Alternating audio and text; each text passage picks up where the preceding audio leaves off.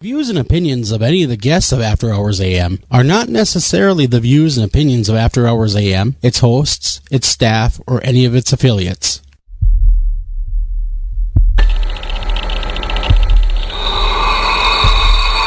Welcome to the After Hours program.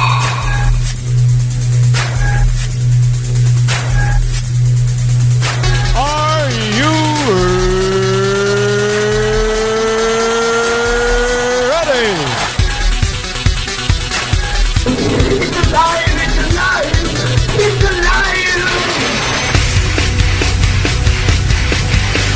Now broadcasting live from the After Hours AM studio, Joel Sturgis and Eric Olsen.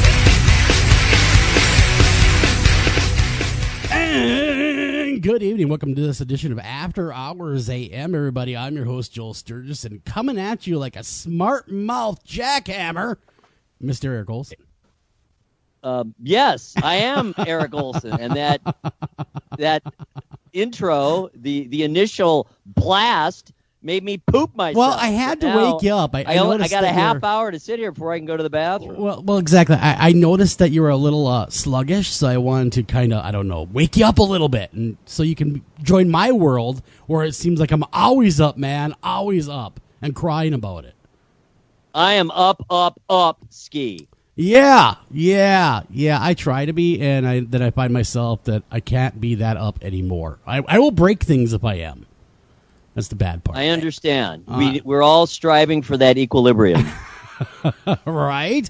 Anyhow, we got a great show on tap, everybody. Hour one here, we have Heidi Hollis with us. And then hour two, we go deep sea, man. We go deep in talking about horror stories from the deep sea, man.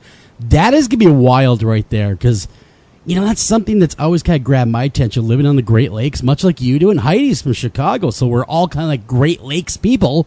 You hear all sorts of crazy tales about everything from mermaids to ghost ships to everything else, and it's not that far-fetched from the sea stories that we're going to be talking about tonight. So I will step aside and let the best intro man on radio do his thing. Oh, is that me? That's Golly. You, man. That's you. You are just too kind. I know. I am to a fault, man. I am to a fault. We have been joined by Heidi Hollis. She is a truth seeker of the unknown. She's the world's foremost expert on shadow people and the Hat Man phenomena, and actually gave them both their descriptive names in her best-selling books, The Secret War, a true story about a real alien war and shadow people, and The Hat Man, the true story of evil encounters. She has collected thousands of reports of these beings from around the globe. Her other acclaimed books, Jesus is No Joke. There's 100 ways to go on that. I'm not going to do any of it. A true story of an unlikely witness who saw Jesus, and Picture Prayers span a variety of topics based on Jesus and angel encounters. She has also authored and drawn a new graphic novel series. She's all over the place, my friends. The Fickle Finders, which spans topics from aliens to angels. Her newest book, soon to be released, is a graphic novel of a sort to help arm people against evil with the other F word. Hollis is also a lively radio talk show host on the Outlander Show, co-host of the Kevin Cook Show, and hosts UFO Headline News. She is a lecturer, cartoonist, and practicing occupational therapist. Oh no, we have one visiting my mother tomorrow. Her paranormal comic strip, The Outlanders, has a multitude of readers. She has spoken across the country and has been featured on a variety of notable radio, like this one, and television programs worldwide. Welcome to the program, Heidi Hollis. Ooh, you're pretty darn good at that. Isn't he good at that? He is about the best of the business. Everybody comes on and they go, "Oh my God, I got to bring you everywhere I go." And step past the business cards, I'll just let you talk about me. All right, that's what I want you to do. It's just pretty do good. That. So I'm just saying, you have a career in that. I'll be your troubadour. You kind of remind me of, in a way, you kind of remind me of Flava Flav, how he would be the hype man, Exactly. That was pretty sweet. Where's the carpet, though? I thought I'd get a carpet rolled Well, out. Sir Ronald. He ran away. The old budget, the whole radio budget just doesn't allow for carpeting anymore.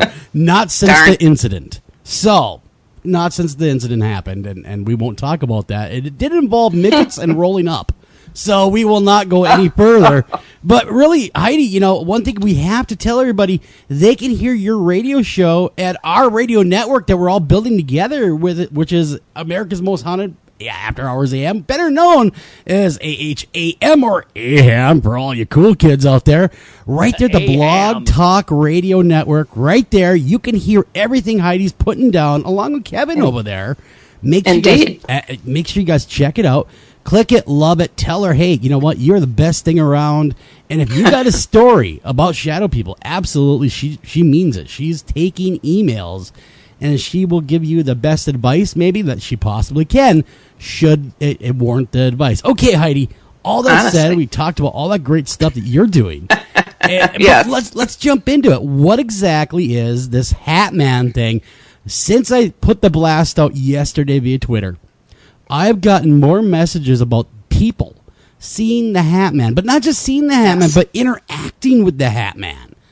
Right. What's the deal with the Hat Man? It is such a crazy phenomenon, and it is so disturbing. I tell people, I'm like, you have no idea how exponentially this thing is growing. It's out of control. Just to describe in brief what the Hat Man is, he's this guy that he wears a three-piece suit. Sometimes he has a cape. Sometimes he has a trench coat. Sometimes he wears a top hat. Sometimes he wears a gaucho hat. Sometimes he wears no hat. He changes his hat. Sometimes a cowboy hat. I think you'd get a kick out of that one, Joel. Yeehaw! Yeah. I mean, a derby hat, you name it. Do you ever stop and laugh, though, about his hats? Like, really? That's the hat you chose today? Are you serious? I don't understand why he changes it up. And sometimes his suit has pinstripes. But I just don't get it. It's just the strangest thing. And people will describe even seeing a chained watch on his hip. If they see his skin, sometimes he's clean shaven. Other times he has a beard or a little goatee. He can have solid black eyes, but usually glowing red eyes or no eyes at all. Sometimes facial features are seen, other times not. And God forbid if this freak of a man smiles, you see the most wicked, jagged teeth, like shark teeth you've ever seen. It's disgusting. Man, it kind of reminds me of... nasty. Yeah. What kind of hit me, though, thinking about the Hat Man, is Slender Man. I mean, is that kind of maybe where Slender Man came from, where that thought came from? Because, man, when you look at them and you kind of track their lore, it's kind of the same in a lot of ways. The way they appear and stuff like that. I actually had a chance to speak to Nick Redfern on that, who's written a book on the Slender Man phenomenon and whatnot. And he found that, indeed, the guy, Eric Knudsen, who came up with the idea of Slender Man, and I speculate in my book, The Hat Man, that he must have either experienced this or been influenced somehow by the Hat Man phenomenon or shadow people phenomenon, and he actually admitted that he was. And I'm like, I knew it, because it is just too close, too similar. Hat Man is not a short dude. I mean, probably the smallest I've ever heard is probably like 6 feet tall, but he's usually so tall, he's hunched over on the ceiling in your bedroom if he's walking through the house. I mean, he's huge. He is the size of what a Slender Man guy looks like. And the tentacles that Slender Man is described as having, there's the shadow people. They have the shadow spiders. And these are another element that kind of are associated with the Hat Man. And I'm like, yes, it was just too close. But, there's a really, really odd and probably kind of neat link between the Slender Man and the Hat Man that is really, really direct. I don't know if you want me to dive a bit into the stories what I would like to do, though, please, well, what I was going to do was hold the suspense for a minute and back up because we jumped right into it. Because that was inquiring minds wanted to know. That was the question of the day on Twitter, whether or not Slender Man and Hat Man are one and the same. But why don't you kind of back up and tell us how you experienced him? I mean, how did he come into your life? He actually came into my college roommate's life. He didn't come at me, thank God, but we were being absolutely slammed with shadow people popping up into our shared apartment, and I'm like, oh, what are these things going on here? And I would at times hear my roommate scream in the middle of the night at different things popping around, but it was something we're all we're experiencing, and I'm like, okay, there goes another shadow person. But this one night, it sounded like she was being murdered. It was like the worst scream I think I've honestly ever heard in my life. And just like a two-breather, like, just keep going and breathing and screaming. And I'm like, oh my God, I got up, I ran, I bolted towards her room. I swung the door open, and, she was just absolutely petrified. She was trying to make herself as small as she possibly can be in one corner of the room, shaking uncontrollably, and just pointing at the doorway that I just ran into. And I'm like, what's going on? What's going on? And all she could say is the man. And I'm thinking, she has a doorway that goes in her bedroom that goes directly to the porch. And I'm thinking, oh my God, somebody broke in. And I'm like, what? Where'd he go? I'm looking around, and she could barely speak. But with her first words, she's like, he disappeared when you came in. And I'm like, what are you talking about? And she was a fantastic artist, and she did that graphic that you see now all over the world of the Hat Man. I called him the Hat Man Shadow initially, and she'd seen him with a goatee. She saw the watch on his hip, and she's like, Heidi, he was just so solid, and he was right there, and he would not leave. He was too solid.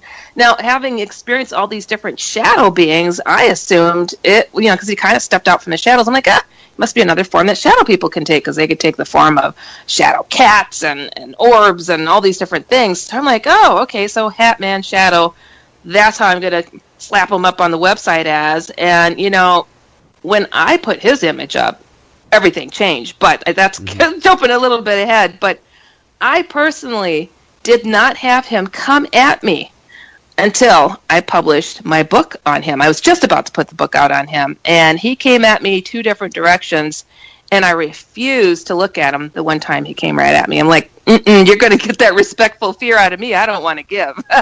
So now, any chance, Heidi, and I know the audience will be saying thought form. You know where I'm going with this. Is there any chance that this Hat Man is a thought form, that we've all put so much collective energy into fearing him that we've actually made him real? A tulpa. That's Slender Man. That's not the Hat Man. The Hat Man has been around for centuries. Okay. 1700s. I mean, witches that were sitting there brewing things over a fire, this guy would appear on a black horse and run through, and they would worship him. I mean, he's been around for a very long time. The Native Americans called him Walking Sam. I've had so many stories sent to me from all over the globe, and still, almost on a weekly basis, I get an email that says, oh my God, I thought it was the only one.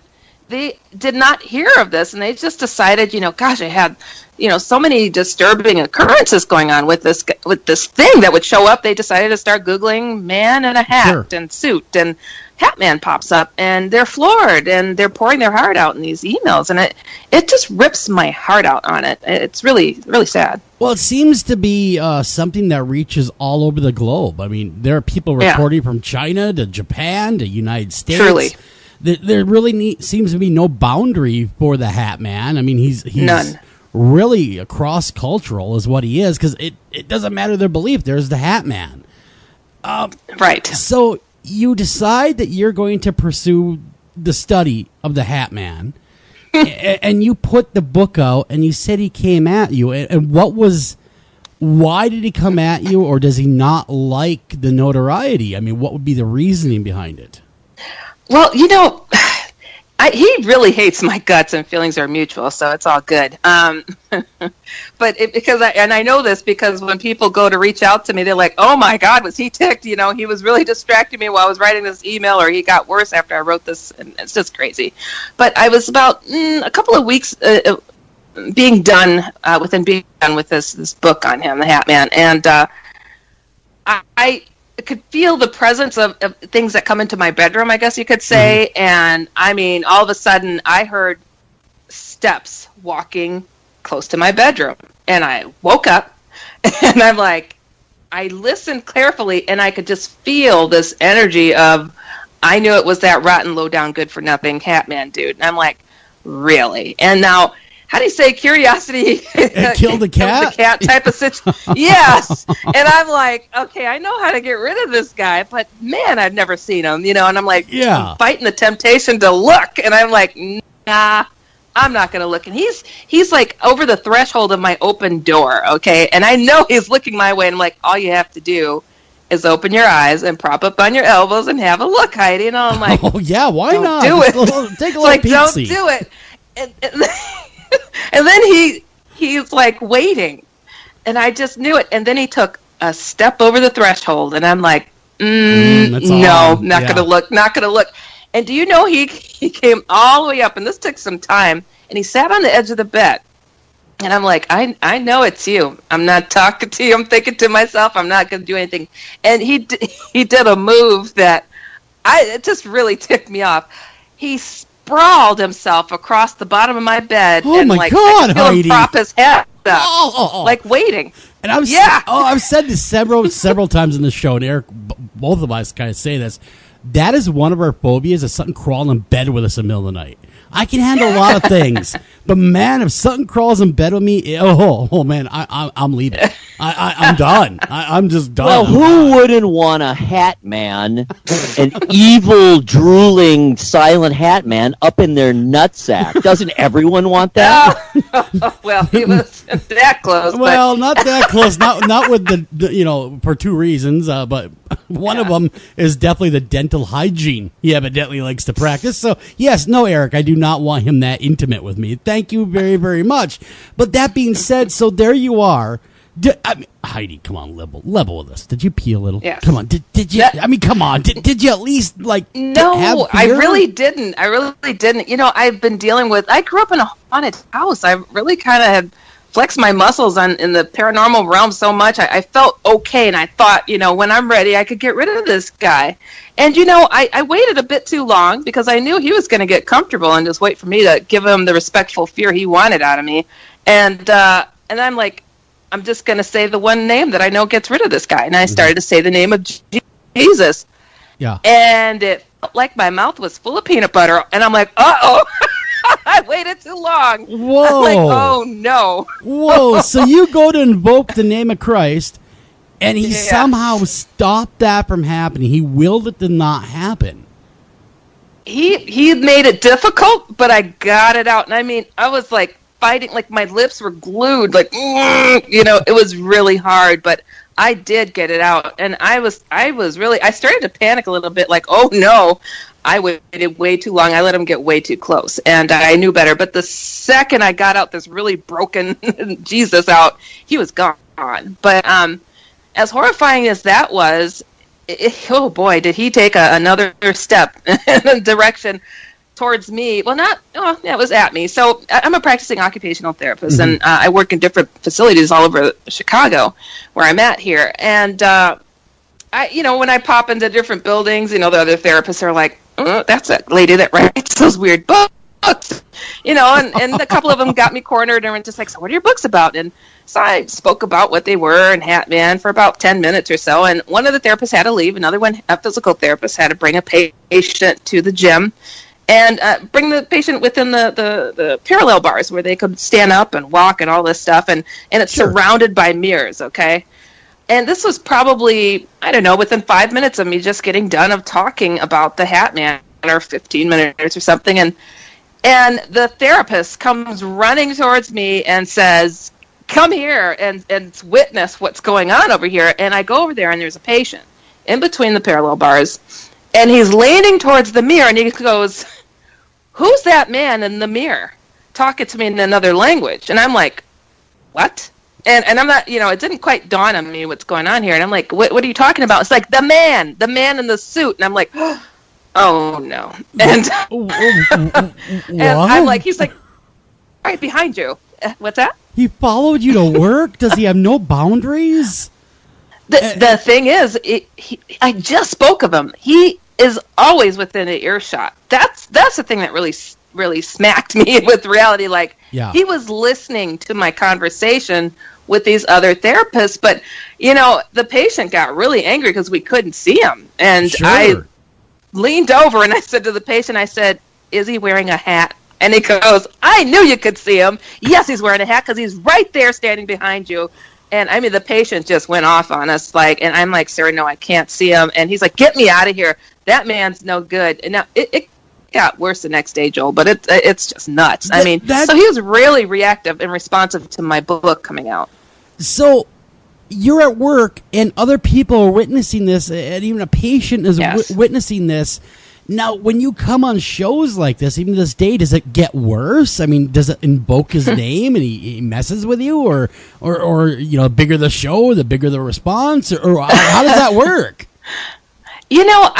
I talk about him, and I've been talking about it for a very long time, and nothing ticked him off quite like that book did.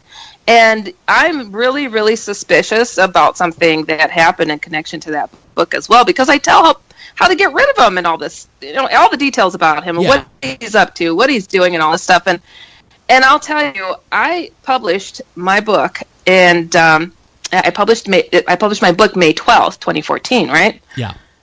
May 31st, 2014. The Slender Man stabbing happened within minutes of my childhood home I grew up in that my parents still live in.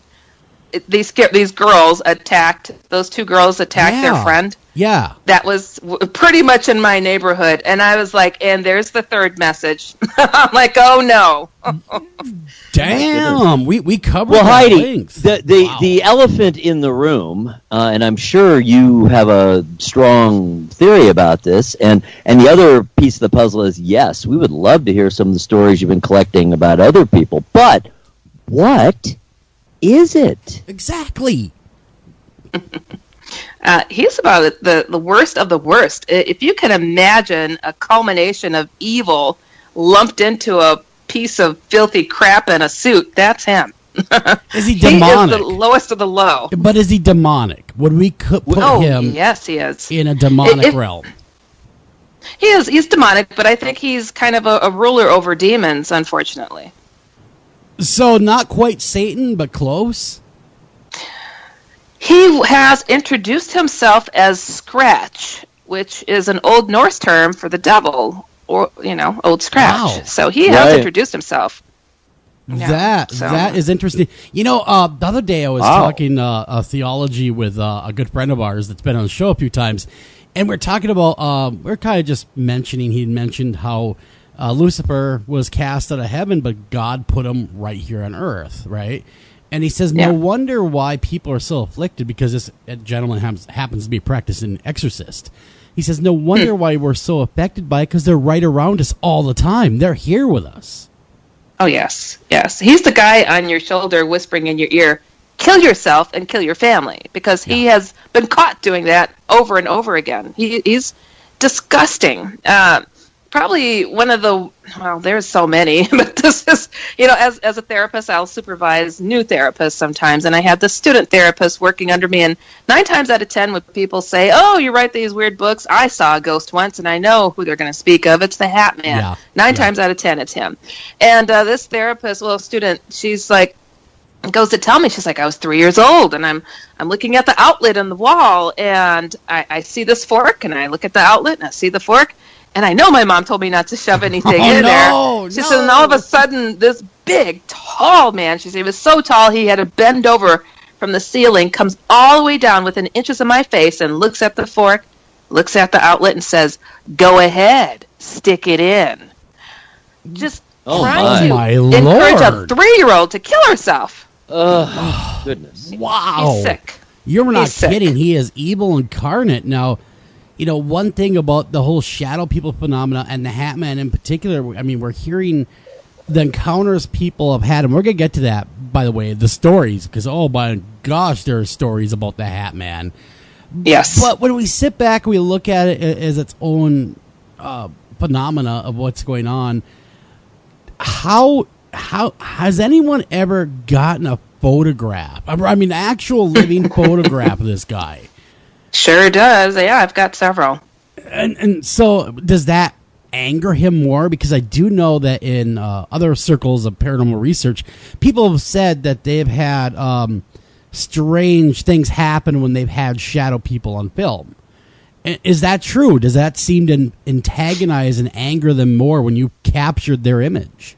Well, shadow people are different from the Hat Man, though they're kind of related. But shadow people really get angry when they're seen, and they may attack you straight on if they see that you're taking a picture of them or see them head on. They'll just come right at you. Hat Man, think about it.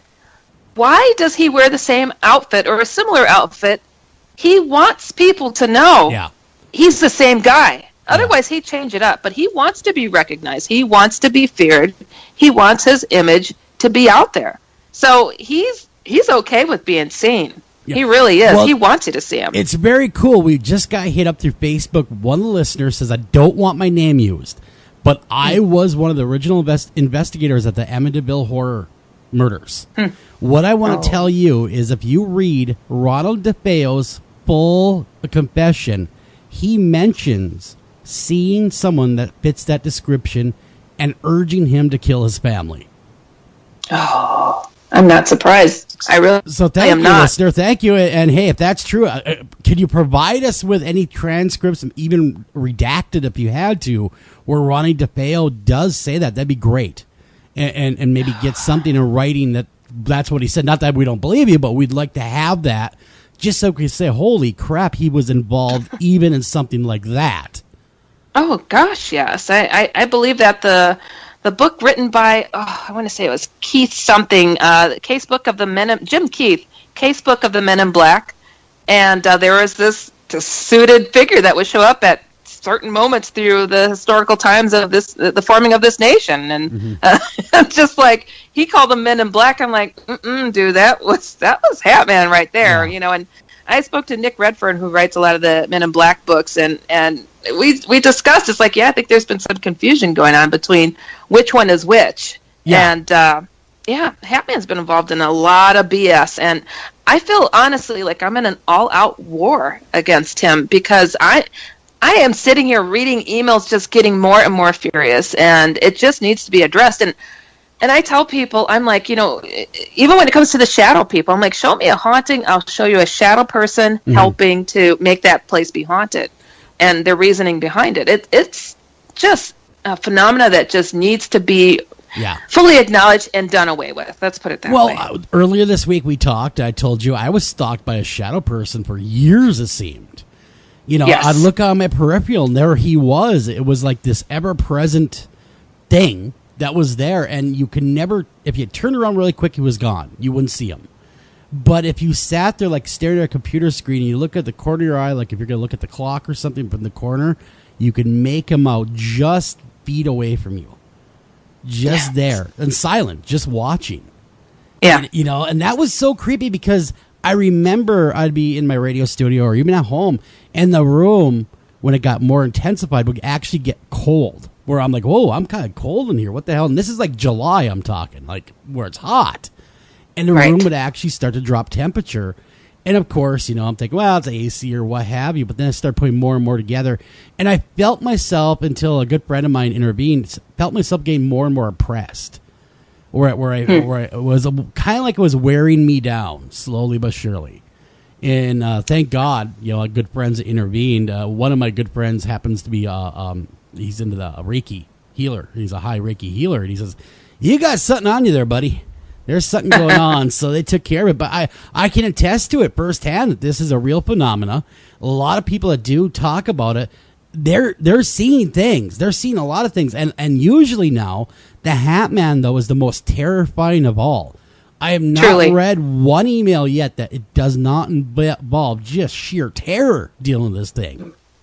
Right. Yeah. And unfortunately, the type that you're seeing, more than likely, I hate to lean towards it, but that's something more that the Hat Man does, not just a typical shadow person being in your peripheral vision. And they do it to wear you down and to isolate you and make you feel oppressed and alone and all that stuff, and then try to influence you in other ways. So it's a good thing you got rid of him when you did, because he was getting too close. Oh, definitely. We have to run a break. When we come back, we're going to dive into some of these case studies, some of these stories that Heidi's collected. I mean, some of them are just absolutely wild, and you're going to want to stick around for that. Don't go anywhere. We'll be right back in about 2.5 minutes, I swear. Otherwise, the Hatman will come get you. So, you know, take your pick.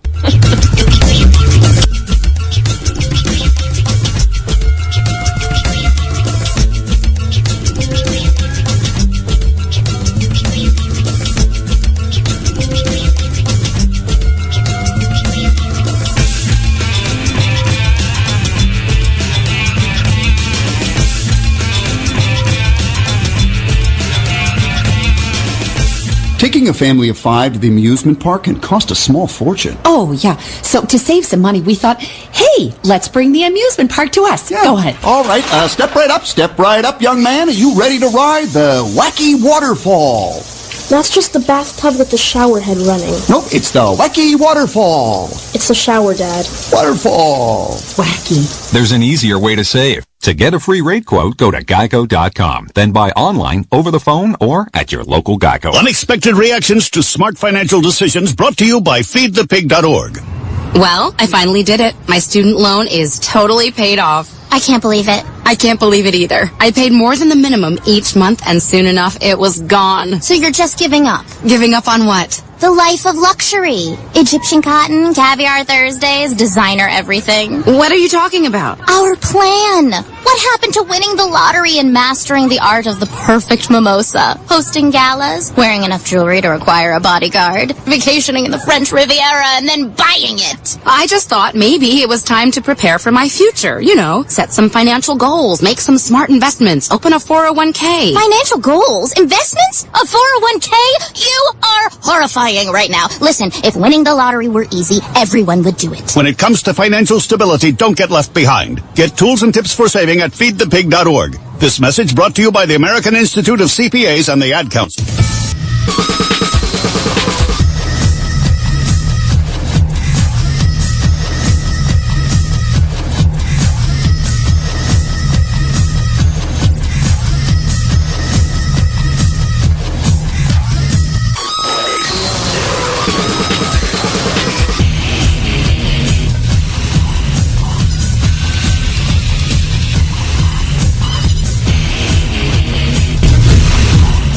And welcome back to After Hours AM. I'm your host, Joel Sturgis, right along with me, Eric Olsen. And tonight, our first hour guest is Miss Heidi Hollis, and she's a good friend of ours.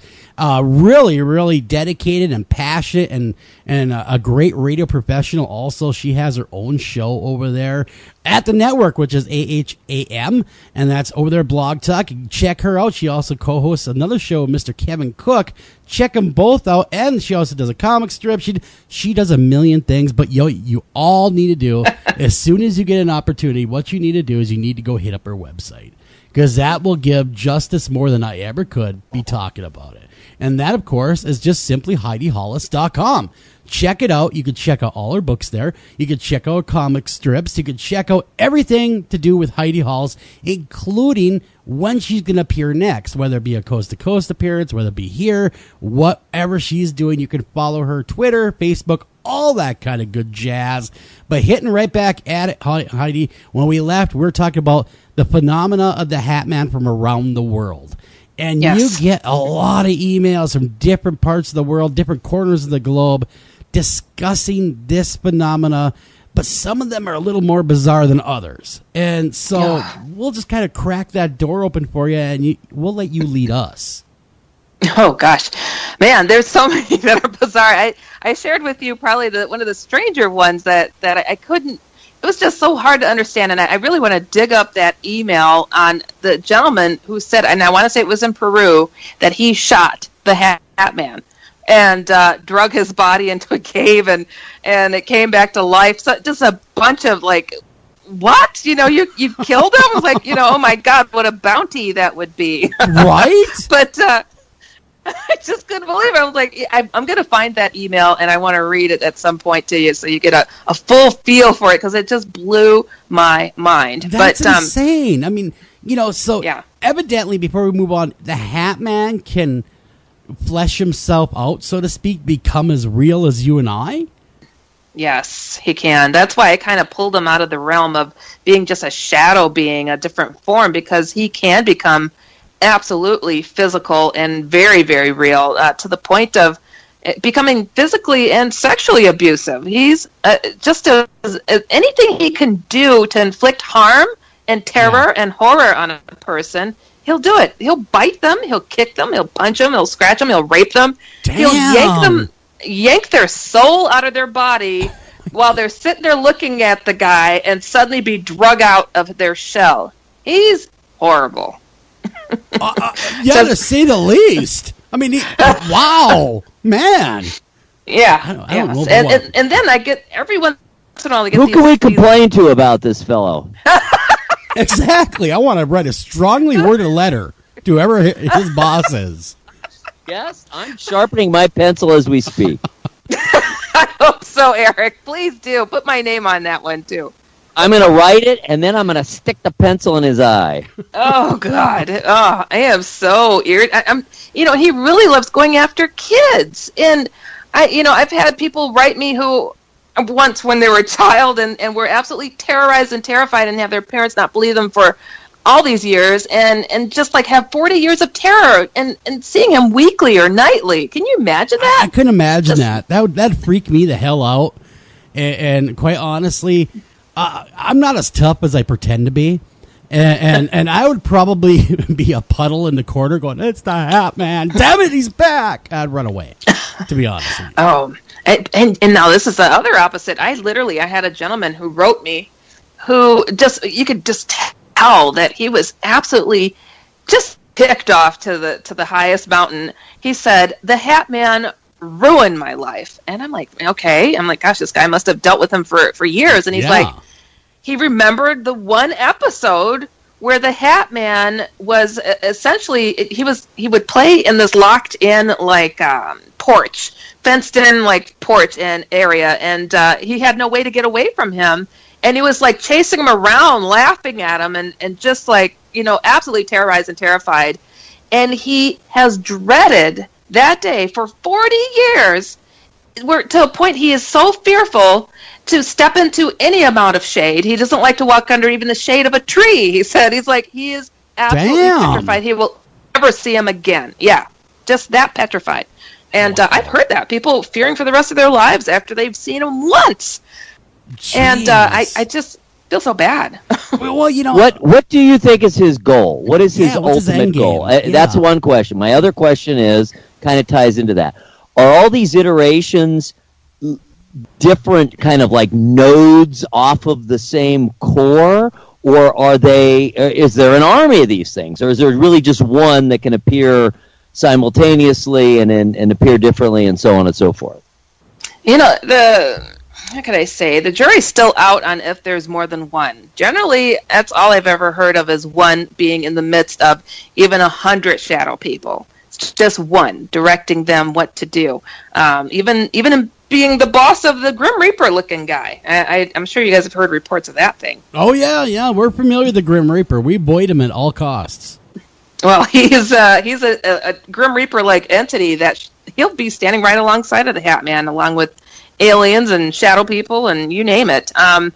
As far as his agenda and what he's up to, first off, when you think about biblical writings and talk about this battle between good and evil and what's going on with that, and this big war is going to be in the clouds, we're all going to sit there with popcorn and watch this going on. I'm like, the battle is going on and it's happening in the privacy of our own homes, of our own lives, and we're being laughed at that it's not a real thing. I'm like, what's that saying? The greatest trick the devil ever did was convince people he wasn't real. That's so true. Right. So true. There's power in that knowledge. It's of like, course. We have got to equip ourselves with the knowledge of him being real. And imagine fighting for your life. That Hat Man drug your soul out of your body. You clawed your way back into it.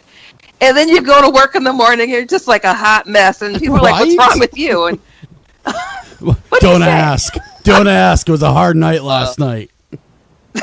I was, let's face it, I was fighting a pitched battle for my immortal soul. That's all. What did you do last night, Esther? Yeah, exactly. But he will tell people, like I've had several, near suicide attempters that woke up strapped to their hospital bed and, can't believe they're still alive. And, they've got a visitor. It's the Hat Man, who stands up, smiles his nasty grin, and gets within an inch of their nose and puts his fingers up and says, "I was this close to having you," and disappears. Okay, now we got to ask, are you aware of any case where he's actually killed somebody? I'm sure he has. I am sure he has, because he pushes people downstairs and he slaps them, he beats them. I told you the story of a guy that was wrestling out in his garbage cans with them. Tell that tale. That's a crazy story right there. Hat Man was flying through the air, dragging this man, throwing him against his metal garbage cans, beating the crap out of him. The guy was beating the crap out of the Hat Man.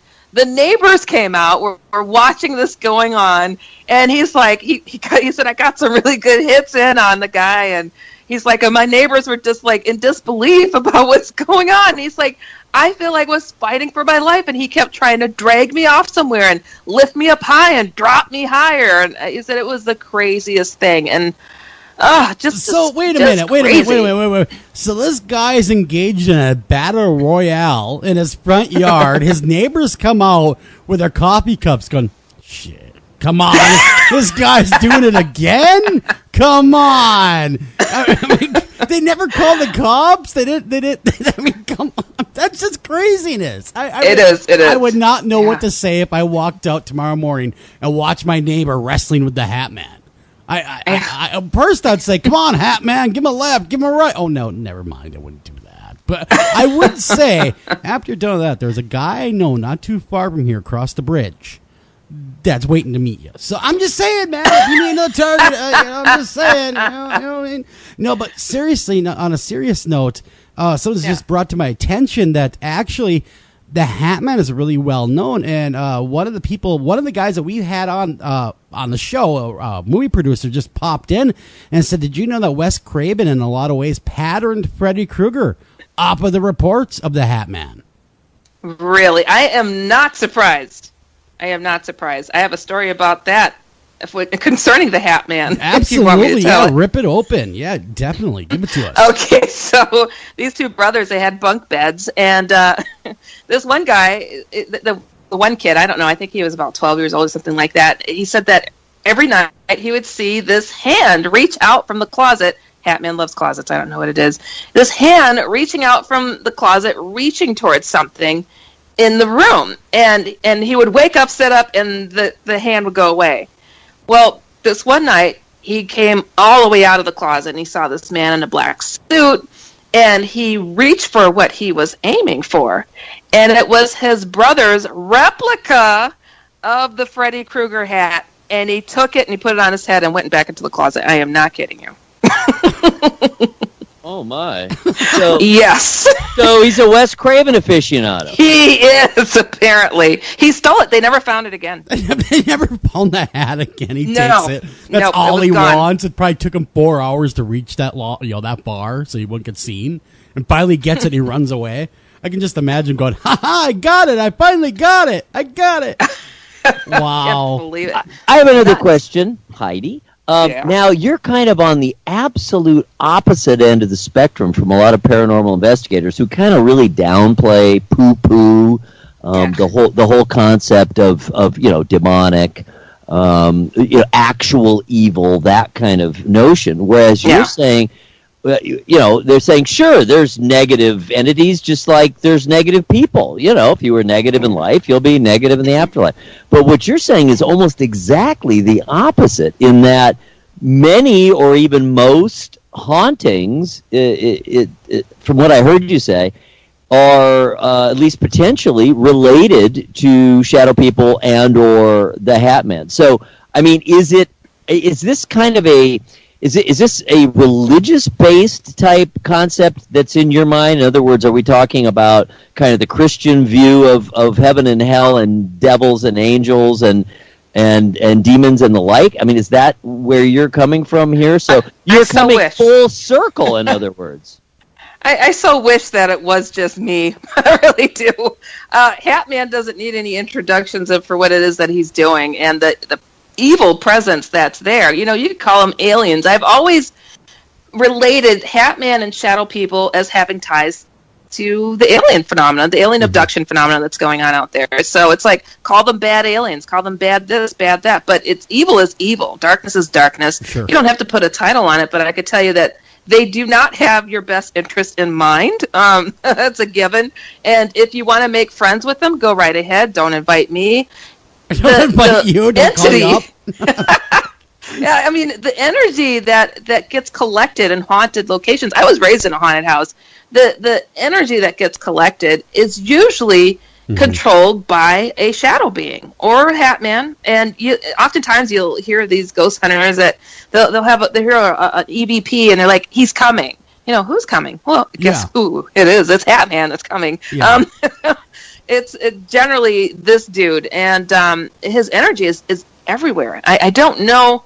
Again, it's like to say it's just one. You know, well, God could be everywhere. Why can't evil be everywhere and be connected? Sure. There's no honor among thieves, though. So I don't know if they, you know, like his minions work very well for him or not, but they seem to be doing great. Well, you know, one of the listeners before the show started that had seen the Hat Man said, you know, really, to compare him to something that's pop culture, that's kind of in right now, he's kind of like a Negan character. Okay, so he's evil, but yet he's kind of funny at the same time? I mean, what? I wish he was so docile. He is just... To imagine, to feel your soul have outright terror. I mean, just terror down to the soul of you, because he's looking at your soul, looking for a way to reach in, and you feel it. And imagine he can reach in. Imagine him doing it and yanking you from that body you love so much. Imagine that. And how people are experiencing this. You know, there's a handful of people who will say, oh, he's a good guy because I'm not afraid of him. You know, oh, he's my guardian because he just watches. And one time he punched my abusive dad in the face. I get a lot of those. Well, not a ton, but I get a good amount. And I'm like, just because you're not afraid of him doesn't mean he's not bad. And because it hit your dad in the face, now you owe him. Just know that, and he will collect. Okay, especially because you enjoyed that way too much. So it's really a sad circumstance of what things are going on out there. It's horrible. Now, has it gotten more? Has it gotten more pervasive, or has it gotten less, or is there more of the Hat Man over the years, or less of the Hat Man? What, or has it stayed the same as far as you could tell? Well, you know, I'll tell you the second. Okay, so I have this website, UFO2U, the number 2, letter U.com. I had that up there for the longest time, and I had images of aliens because I was really into that topic and took a lot of questions on that. I cover a lot of topics, so people, if you got stuff going on, I can help address it without being a guru or a psychic. But so it started off on aliens, and then I put some drawings up of shadow people, and, you know, all my emails changed to shadow people, and then I put the one image up of the Hat Man. And my sister, now this is a crazy story. My sister, she popped over unannounced to my place, and she's like, hey, Heidi, I got to talk to you about something. Like, oh, I want to show you my new website, you know, because I got the new image of the Hat Man up and everything, and I'm pulling it up, and she's like, I'm really disturbed by something, and I hit click and open up my webpage, and she screams, oh my God, that's him. And I'm like, I stop and I turn to look at her. I'm like, what are you talking about? She's like, the guy with the hat. And I'm like, huh? Literally, when I put that image up of him on my website, my sister, who I'm the closest to, had an encounter with the bastard. He pulled himself up from behind her dryer when she went to go get her clothes from the basement. She said, Heidi, he just rose up with these bright red eyes. He was so huge. And he just leaned over her.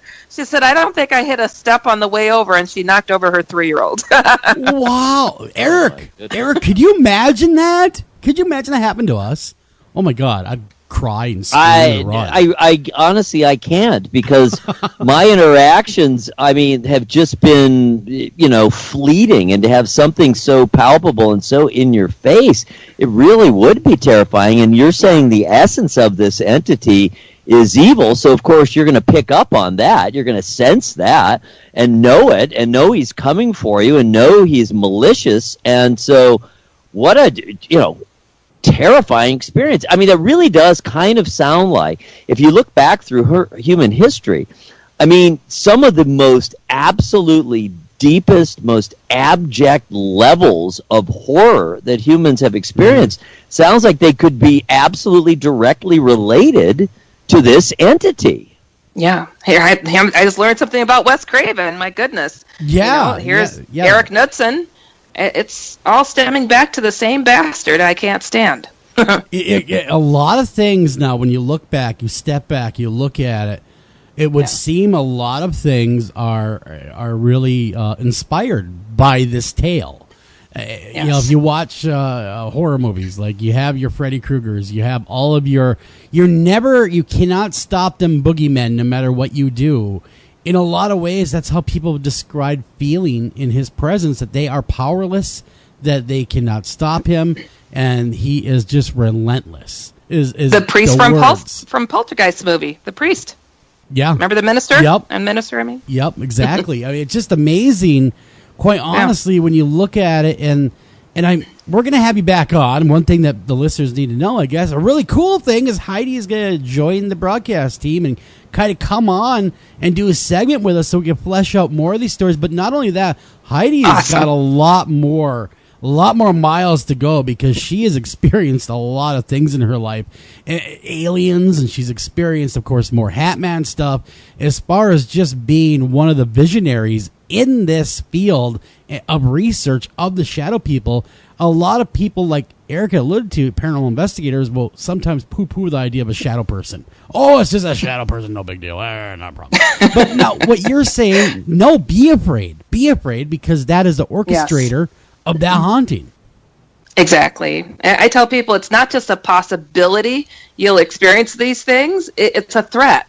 Mm-hmm. And you got to take it serious, too. I mean, I have a good time with these topics. I know how to laugh, and I need a sense of humor to deal with this stuff because it's so darn dreadful. And, and I just hope, treating this like I would any other topic head on and taking it serious and addressing it, researching it, and giving some answers to help people overcome this, because you don't have to lose to this stuff. And by the way, thanks guys for inviting me to help out with the team here. I think it'll be fun. Absolutely. It's going to be a blast. We always have a good time on air, and it's just a good time.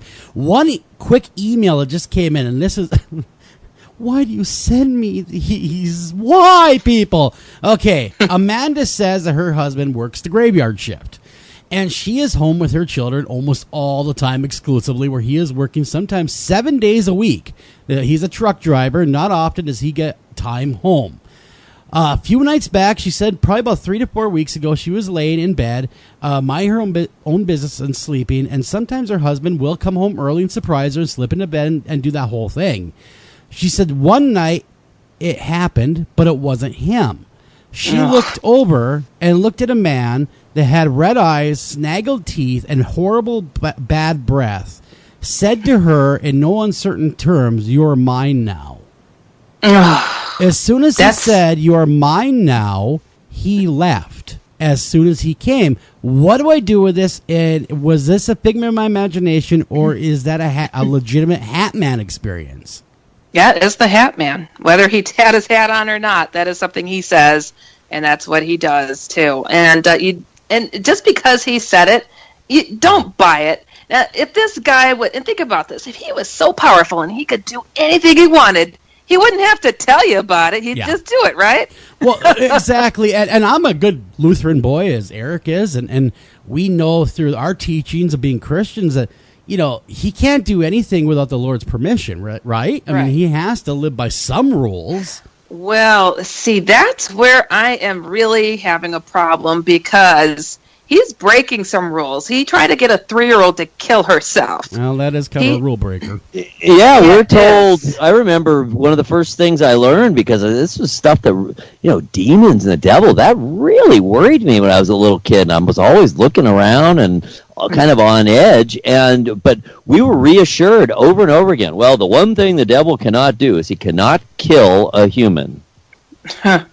Yeah, that's what I'm having a really hard time with it, honestly, because I've had people write me telling stories of when they were a toddler and Hatman reached over their mother and tried to strangle them as a baby. Mm-hmm. I mean, what is that?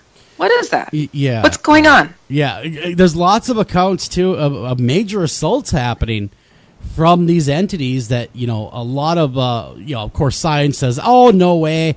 And, in fact, a majority of people that wrote in, they were worried that because no one wants to take them seriously, that they've contacted paranormal group after paranormal group, and they tell them, oh, you know what, it's your imagination, it's fine, shadow people are harmless, things like that. But that's actually some bad info. what we learned It tonight really is you better watch out. Yes, it really hurts me to hear that, because I that's why I think I get so many emails, is because people are turning to these folks who think they have all the answers. Anybody who tells you they have all the answers, run. I don't have all the answers, but I can help, and I won't turn you away to say, oh, it's all in your head. I'm not the skeptic in the room, because I have experienced a lot of things. And, I am an occupational therapist. I have a specialty in psychology, and I can pinpoint when people have a mental illness, but sometimes mental illness, people that are mentally ill do see these things as well. So it's like, do you sit there and judge them, look down your nose at them? No, it's like I hear people out, and I try to give the advice that I think would be most helpful, whether it's aliens, whatever. I think that there's always a way. You don't have to feel that you're ethereally and eternally screwed ever, because I'm a Christian girl too. It's like, I'm not a Bible thumper, but I have common sense when it comes to approaching these topics, because I tell people, they always say, well, I'm not into that Bible stuff or the church stuff, but the devil came at me. What do I do? And I'm like, well, throw a shoe at it, because if you don't have any faith behind you, you're looking at the opposite. A shoe. I like that. You might as well pretend well, you don't have any faith anyway. So you're looking at the polar opposite of what God is. That should encourage you to have faith, and that's why I have this other book coming out called The Other F Word, meaning for faith, because I'm like, gosh, people just don't get it. And I'm like, I'm a cartoonist. Let me make this funny and just get down to it. And I have a kids version out. I put that thing out, thought I would hear from kids. I didn't hear from one. They were all adults saying, oh, I get it now. I'm like, oh my goodness, I need to do an adult version of this book now. So you put a kid's book out and adults get to you. Oh yeah, by the way, it made sense to me. The other stuff, gibberish, but that definitely got me right there. It was kind of like the Diary of a Wimpy Kid type of book, so I did it like that, and they really dug it. Well, hey, at least it reached them some way, somehow. And of course, that's ultimately what you want to do anyway as an author, and get the word out, and wider too, of this phenomenon. Because it really has been an affliction for a lot of people. I wonder now, one thing that popped in my head is I wonder how often, I wonder if the mentally ill are more prone to his attacks, because they're not necessarily mentally strong in that way. I believe so. I really do. And, God forbid, when I've had patients Google me and they're like, hey, you see them too. And I'm like, oh boy. You see them too. Yeah. You missed the party last night. But sometimes, they're detailing the exact same phenomena that I cover. And I'm like, they really are seeing something, but it's not in my job description to talk about the paranormal, so I can't. Yeah, I would imagine they kind of poo-poo that a little bit. Well, Heidi, why don't you tell the audience where they can get your books, how they can get a hold of you, all that kind of good stuff. Go to HeidiHollis.com. I'll have links to all my shows, and how you can email me. dasoutlander@gmail.com. So dasoutlander@gmail.com. And whether it's on aliens or ghosts or whatever, angel encounters, Jesus encounters. I mean, I cover the whole gamut. And I'm not a guru, don't have all the answers, but you know what? I could give some level-headed advice and do my best, because I think we all need a shoulder to lean on every once in a while. So, and I'm happy to be joining you guys. I mean, Blog Talk and the whole shebang. Yeah, it's going to be a lot of fun. And a lot of the listeners kind of come in. A lot of them were actually at your chat the other night, by the way, with Mr. George Norrie, and a couple of them said that they really enjoyed speaking with you via chat. Nice. And so you gave a lot of good information, and they look forward to hearing more from you on this channel and on this show. And then of course they've been listening to your show. Now that's over at Blog Talk Radio as well. And so they're all excited, and we're excited as well to have you aboard, Heidi. And I guess officially welcome aboard, and beautiful things are coming. But any parting wisdom that we can give people that are dealing with this right now to ward this off? To have no doubts in your human potential, to be able to kick his butt out of your life. You don't have to deal with this stuff. You don't have to live with it.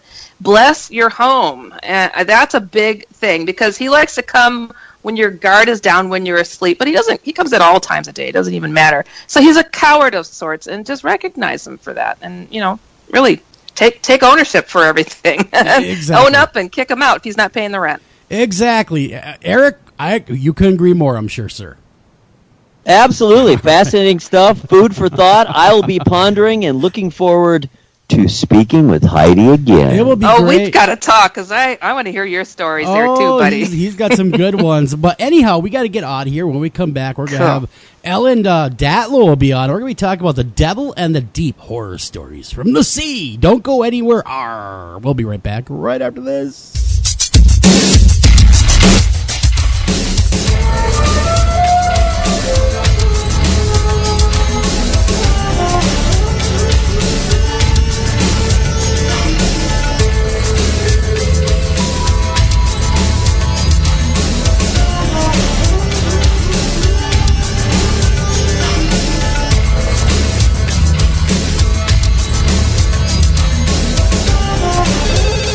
Ranger Station, Ranger speaking. Yeah, hi. I'd like to report a bear sighting. Location. My backyard. Oh, your backyard. Try telling a bear that. I did, and this bear talked back. Talking bear, that's rich. No, wait, it was Smokey Bear. Smokey? Why didn't you say so? I did say so. Continue. I was burning yard waste. No, boy. He told me to burn legally and responsibly, and to remember that if it's too hot to touch, it's too hot to leave. And as always, he's right. You know, 9 out of 10 wildfires are caused by humans. That means 9 out of 10 wildfires can be prevented. Yeah, I know that now. Thanks to me. Actually, thanks to Smokey. As usual, the talking bear gets all the credit. Get your Smokey on. Always burn responsibly and contact your local fire department for open burning regulations. Because 9 out of 10 wildfires can be prevented. Brought to you by Smokey Bear, the U.S. Forest Service, your state forester, and the Ad Council. Learn more at smokeybear.com. Only you can prevent wildfires. Hi, Tom Bodette. If you can hear me, then you have an internet connection, which means you can do cool things online, like listen to streaming radio, obviously, or watch a video of a monkey washing a cat. Let your freak flag fly. Or you can book a room at a great price at motel6.com. Isn't the internet wonderful? Everything you want right at your fingertips, and whoa, did not need to see that. I'm Tom Bodette for Motel 6, and we'll leave the light on for you. Only in the forest can you see this. But nothing beats the moment you see that. Cool! That's your child's eyes opening up to a world of possibilities. There are some moments only the forest can inspire. Find yours at discovertheforest.org. Learn about forests near you and discover cool things to do when you go.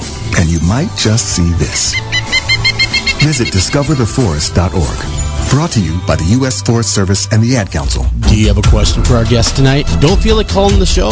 Not a problem. Email those questions to afterhoursam@gmail.com. Again, that's afterhoursam@gmail.com.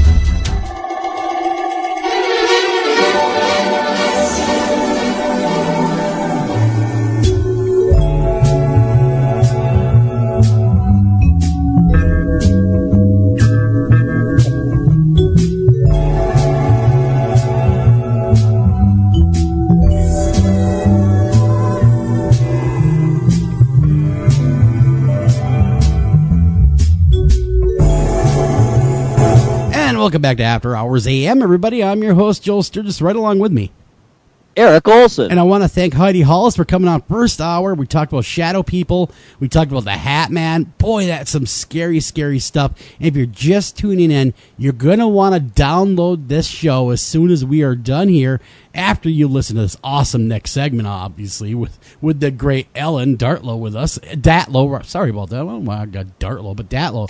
She's with us, and man, Eric, I'm going to step aside because I'm actually very excited, like always, but I'm very excited to talk with her about her this book. I mean, this horror stories from the sea. It's so cool. Okay, I'm out of here. Go ahead. Take it. All right. Stranded on a desert island, a young man yearns for objects from his past. A local from a small coastal town in England is found dead as the tide goes out. A Norwegian whaling ship is stranded in the Arctic, its crew threatened by mysterious forces. In the 19th century, a ship drifts in becalmed waters in the Indian Ocean, those on it haunted by their evil deeds. A surfer turned diver discovers there are things worse than drowning under the sea. Something from the sea is creating monsters on land. That's just a few of the themes in the stories in The Devil and the Deep, horror stories of the sea.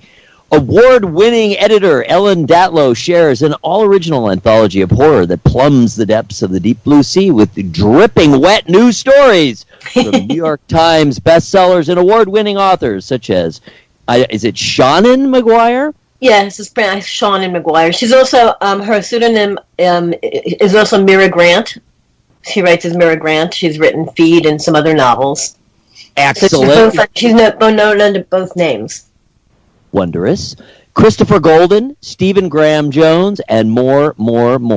What is Ellen's story? Ellen Datlow has been editing science fiction, fantasy, and horror short fiction for over 35 years as fiction editor of Omni Magazine and editor of Event Horizon and Sci Fiction. She currently acquires short fiction for Tor.com. In addition, she has edited more than 100 science fiction, fantasy, and horror anthologies, including the annual The Best Horror of the Year, Lovecraft's Monsters, Fearful Symmetries, Nightmare Carnival, The Doll Collection, The Monstrous, Nightmares, A New Decade of Modern Horror, and Black Feathers. That sounds like enough to make me want to hide my head underwater and pillows. Forthcoming are Haunted Nights with Lisa Morton and Mad Hatters and March Hares, stories inspired by Alice's adventures in Wonderland and Through the Looking Glass. Datlow has won multiple World Fantasy Awards, Locust Awards,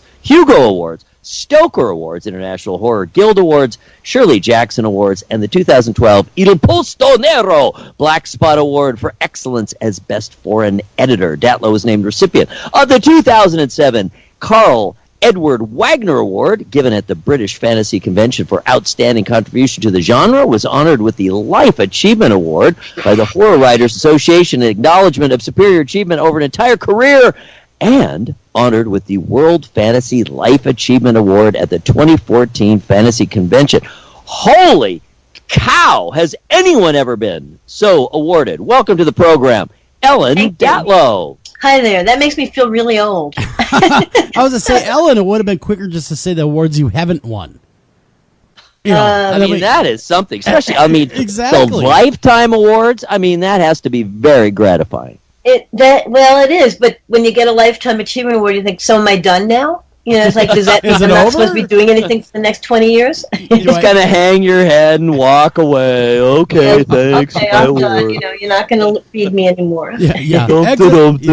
Exit stage left. Yeah, that whole thing. I am sure that is not the case.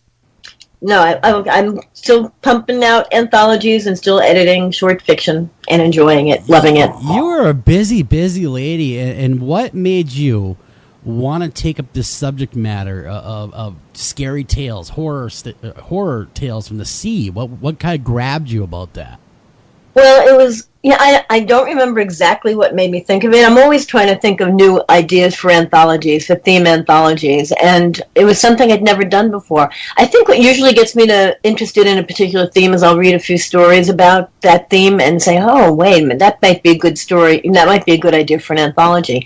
And I think that happened. I had read a few, from my reading for the Best Horror of the Year, I might have read a few interesting sea stories and said, that's a good theme. So basically that's where I get some of the ideas, just from reading for the year's best.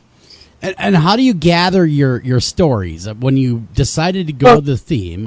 How do you? Okay, well, it depends on whether it's a reprint anthology or an original anthology. Reprints are easy because they're already published, so you go out. First you have to get a contract from a publisher. I pitch the idea, and if they're interested and they buy it, they say yeah. Then for a reprint anthology, I'll go and I'll either know some of the stories that I remember that I've really liked and ask the authors if I can reprint them, or I'll contact a bunch of writers who I've worked with and say, do you have any stories about such and such? I did that with a ghost story anthology, Hauntings. But with an original anthology, I actually go after, I contact the writers, I solicit stories from them. And, people have worked with people whose work I like very much and haven't published. I'll go after them and say, I'm doing this theme anthology. Are you interested in sending me a story for it? Which is not a commitment necessarily to buying the story, but it's saying I really would love to see something by you. But so that's kind of how that goes. I was going to say, but with your credentials, I would imagine you don't have any trouble finding some participants to be part of this. I would imagine they're clamoring to get into your books. You're so well known. and so well written, really. I mean, you have so many books to your credit that they just must be falling over themselves to get to you. Well, it's always hard to sell anthologies to publishers because they always want the big bestsellers, and the biggest ones are not people who are writing that many short stories. I don't think I've ever... I'm not sure I've ever bought an original Stephen King story. I have at Omni. I did an Omni years ago, but I don't think I've ever gotten one for an anthology. Big names don't write that many stories, and and it's hard to get those. And the problem is when you're selling an anthology, the publishers all want the biggest names. Mm-hmm. It's like, oh yeah, can't you get Anne Rice? It's, Anne Rice doesn't write short stories. Mm-hmm. She's written 2 short stories in her whole life, and they've been reprinted 100 times. Clive Barker doesn't write that many short stories anymore. Yeah. But that's who they want. So you have to persuade them that they don't want them. So I'll say, okay, here are 5 bestsellers. I mean, Richard, these people are selling bestsellers now. They may not be huge bestsellers, but they're definitely bestsellers, like Shauna Maguire, Richard Kadrey, Chris Golden. Those people have been on the New York Times bestseller list. We know Richard Kadrey very well. He's our bud. He's been on the show a number of times. Yes, he's an old friend of mine. And the funny thing is, when I first met him, he was not writing. I met him. He was partners to my friend Pat Murphy. She was a writer. I didn't know. I think they met at Clarion, the workshop, the writing workshop. But I didn't know that, and I knew him as an artist. I mean, I got some collage art from him years ago, in probably the 80s, and he didn't start publishing, and I think he gave up writing for a few years, and it wasn't until maybe early 90s that I think I started buying stories from him that he started publishing. So and now he's very successful with the Sandman Slim series, and he writes really good short stories. No. Yeah. Oh, we think he's cool. Oh, he is a very cool guy. He's been very endearing to us, always making time for us, coming on. He's actually talked with us about Krampus and a few other things. He's been on the show with that kind of subject matter. Now, as far as being like maybe a lesser-known author, is that a good way to get your foot in the door, is to get into an anthology where you can maybe showcase your writing style, not have to give a full fleshed-out novel for all of our would-be authors out there? I think it totally depends. It's a good way to get into the public eye, but I used to say, yes, you should definitely write short stories, and that'll, get you out there. But some people are not natural short story writers, and if it's something you're really, really uncomfortable with, you shouldn't do it. But yes, I mean, even if you're writing short stories in between writing novels, if you're writing a novel, it's not going to come out for 2 or 3 years, and if you can write a couple of short stories and place them in really good venues, good magazines, things that people read and that are popular, sure, it helps you keep your name out there or get your name out there. And certainly if you get your stories out there, I mean, I usually, when I'm reading for the year's best, I try to cover everything, all the short fiction, in as many magazines and anthologies as I can find. So I skim the science fiction anthologies, even though I'm not looking for science fiction, because every once in a while there might be a short story that's horror or SF horror. So that's a way to get my eye, and that's a way to also get the eye of other anthologists by appearing in just in getting published in places that, first of all, pay you something. Don't publish for free. Don't give away your work. Sell your work, even if it's only a penny a word, 2 cents a word. Try to make the decision, even though you might be impatient to get published, choose the right venue for your work. I mean, just because someone's going to publish you doesn't mean you're going to get any attention, because it's someplace, if it's a publisher or a magazine that no one looks at, then it's not going to help you. Or if it publishes really bad work and you're the only good thing in it, yeah, people might notice, but they might not even see the publication. That's so true. That same thing in the world of radio. We find ourselves in that kind of same thing going on. Is you cannot go with a shoddier radio syndication. You got to go with the big names. Like an iHeartRadio, you got to go where the big talent is. Otherwise, you do not get noticed. I mean, you might get noticed for being the big fish in that pond, but you don't get noticed for being the big fish overall amongst everybody. Yeah. Yeah, no, I think it's important. I know a lot of people are desperate to get published, and they'll publish themselves. And self-publishing will work usually if you're known to begin with. Mm-hmm. But if no one knows who you are, how are they going to find your work? If you have your work on your website, if you have your work on Amazon Singles or whatever, how is anyone going to know you exist? if you haven't published before. So that's something that writers should be aware of. Don't be so desperate. Yeah. So you are 35 years of editing, and you are certainly, obviously, with all these Lifetime Achievement Awards, at the very tip-top of your field. Can you give people some idea, or us too for that matter, what are you looking for? What stands out for you in a short story? Like, say, from a writer you don't know, where it's the work itself as opposed to the writer that really strikes you and makes you say, I want to publish this. What is it that you are looking for? Or is it more than one thing? It's more than one thing. The minimal is writing style. The minimum is literate writing. Not literary necessarily, but literate. It has to be a certain level of writing just to even get to me to look at it for 5 seconds. And beyond that, it's the telling of the stories, the characters, and it doesn't matter whether it's science fiction, fantasy, or horror. It's how the story is told. Even if it's a trope that's been used 100 times, if it's a werewolf story, a zombie story, a vampire story, it doesn't matter. It's what you do with it. It's the story around that trope. It's the story.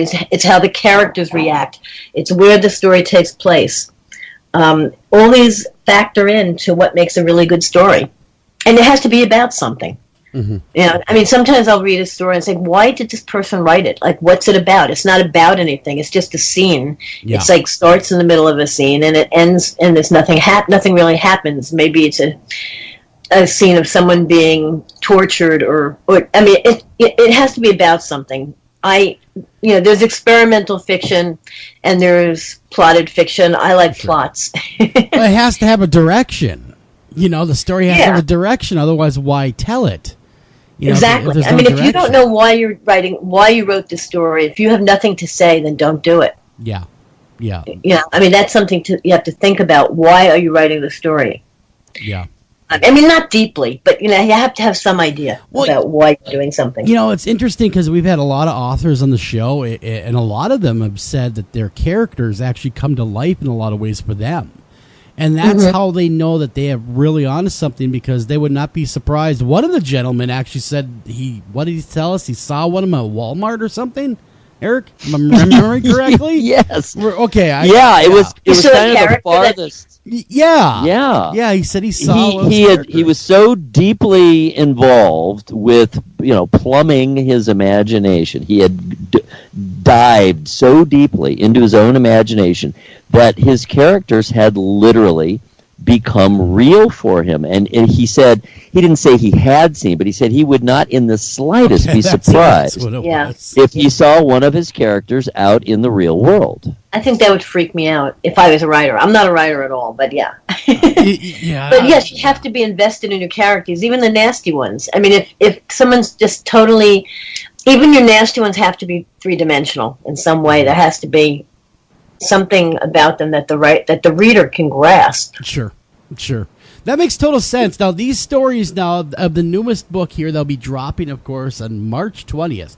You're going to want to go over to Amazon and pre-order this book. And, of course, that is The Devil and the Deep. And it is really an anthology of, well, exactly what it says. It's horror stories set on water or in water or around water. There's a lot of different tales here. And they're weaved so well, and the editing is, like Eric said, very stunning, very great editing.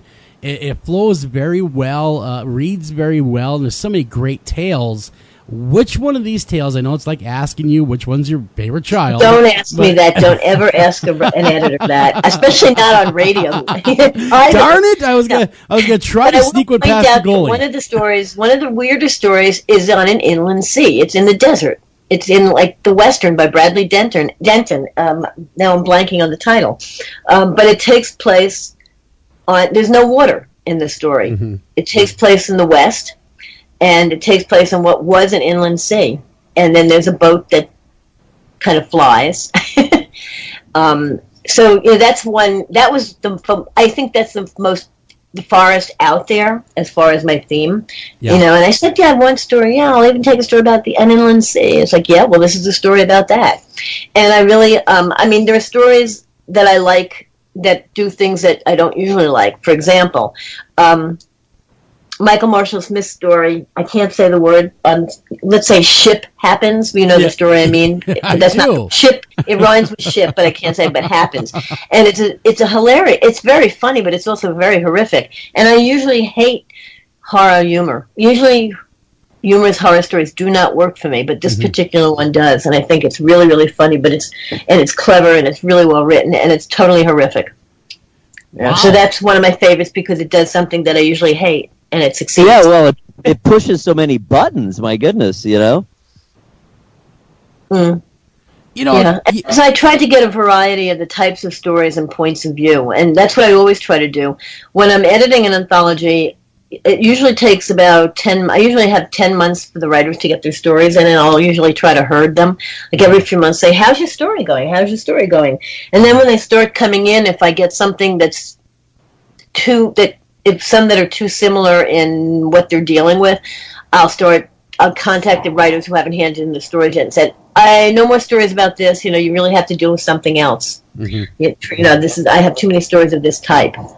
And for example, Black Feather is my avian horror, my bird horror anthology came out last year, and I realized I was getting a few stories about crows and ravens, and so after that I started discouraging people. I was like, no more crows and ravens, got to have different birds in there. I got one for you. I got a horror story about a bird for you. I should write a story about it. It's about a parrot, a homicidal parrot, and I actually had to go hand-to-hand combat in real life with this thing.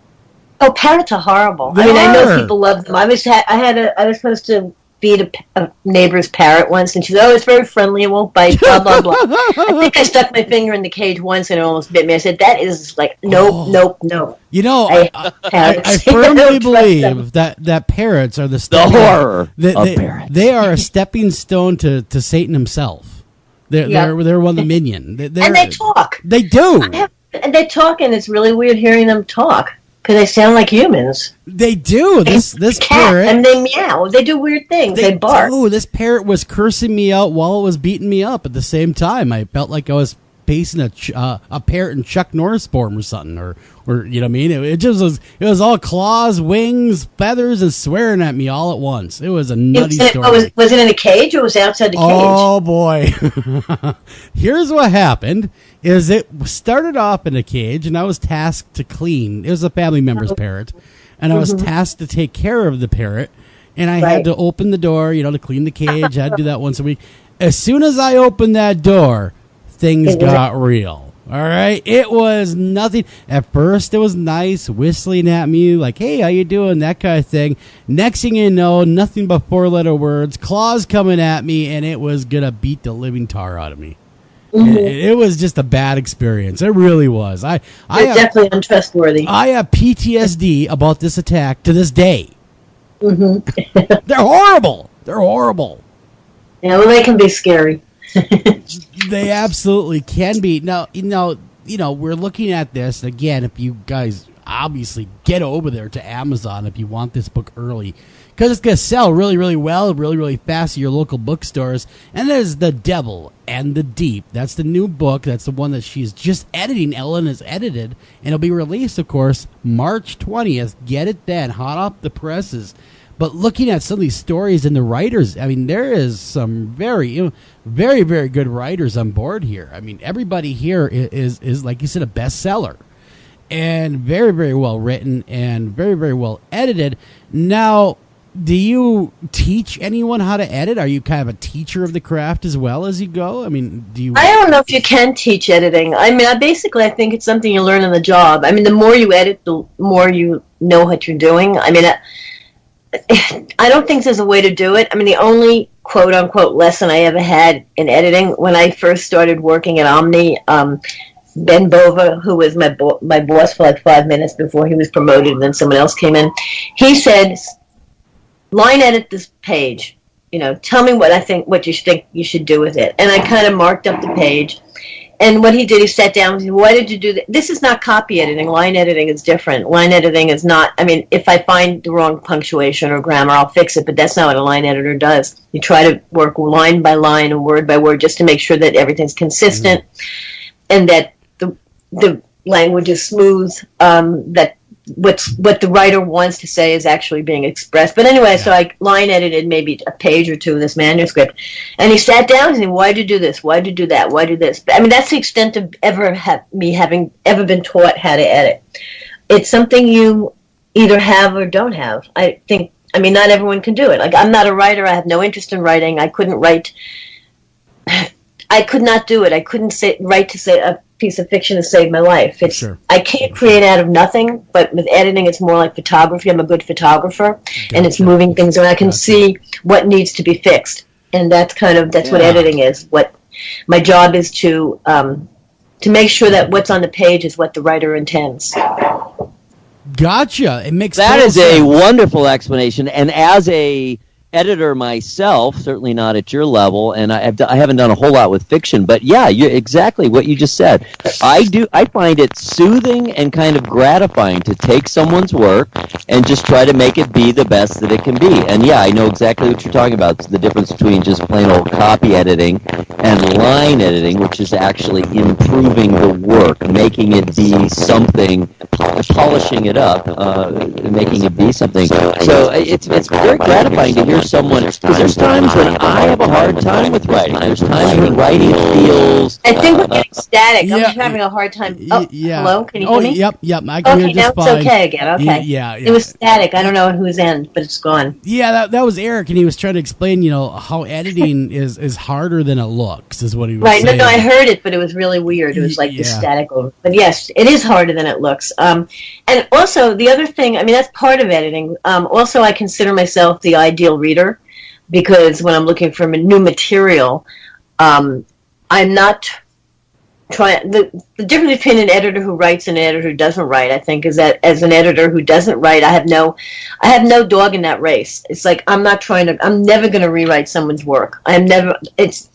If I find something that needs to be done, I'll talk to the writer and say, this is what I think you need to do. This is my problem. These are the problems here that I see. And so, in a way, I'm the ideal reader, I feel. Do you ever go back to him, Ellen, do you ever go back to him and say, man, that story sure stunk it up? Well, you don't tell that to someone. You have to be but you say it very nicely. I don't mean you say it in that exact I think wording. I've only said that once. I said that to one writer who I've published a lot. I said, that story is horrible. That story's terrible. But I know he could take it. I mean, you don't do that to writers. But I did it to this writer because I knew he would find it funny. I said, there's only one story I've ever hated of yours, and it's this. It's this one right here, and it's yes. I mean, if you have a good rapport with somebody that will take that constructive criticism, absolutely. But by and large, it's probably not your job as an editor to be a critic. No, you don't want to be insulting, and it's just. Sometimes it's just the taste. I mean, I'll also say if it's something that's not for me, but that doesn't mean some other editor won't like it. Yeah, I don't usually see terrible stories. Well, that's I don't read slush. Exactly. I was gonna say that's why there's critics out there. Leave that to them to pick it apart. I mean, that kind of thing. Yeah. But I'll always disagree and say, how could they not get that story? They totally missed the point. They're wrong. Yeah, I would imagine. I would imagine sometimes you just shake your head at some of the stuff that goes down in the literary world. And what hits and what doesn't. Sometimes I would imagine. Where you never thought this story would go anywhere, but here it is, just being huge. Where other stories, drives me nuts is when some of my favorite stories get no attention at all, and that's always happened. I mean, since Omni, I had favorite stories that I've loved, and they just didn't get any attention. It's like, why didn't anyone love that story as much as I do? And I'm perplexed. And then other stories that I like, but I may not think are fabulous, get a lot of attention, and it's like, I don't get it. Yeah, I mean, I'm right there with you. There's some stories or even some radio shows that we've done where I've been like, wow, that was not very fun to do, but everyone says, oh my God, the greatest show ever. What? Really? You didn't like this one better? Are you sure? No, that was great. And I feel the same way, even though I love them all equally and we work equally as hard. Some of them you feel will do better than others, and the audience will absolutely shock you with what their taste is. And it's hard to gauge that, what's going to hit and what's not. You can't. You have to do what your own thing is. You have to have trust in your own taste. certainly as an editor and presumably as a producer of a radio show. Absolutely. You got to go with your gut. You have to go with what you feel. Yeah, you can't second guess what other people are going to like, because it's just not going to be successful. You're not, just going to... And drive you insane. Insanity. Yes, it'll drive you insane and out of the business. Yeah, absolutely. Absolutely. I can see that happen. We have to run a break. We come back. We're going to have more Ellen with us. Don't go anywhere. We're going to talk a little bit more about the book. I would like to go down the paranormal rabbit hole a little bit with you. This is a paranormal show after all. Okay, we can talk about that go down that little rabbit hole, we would not be doing our job. So don't go anywhere. We'll be right back right after this. Okay.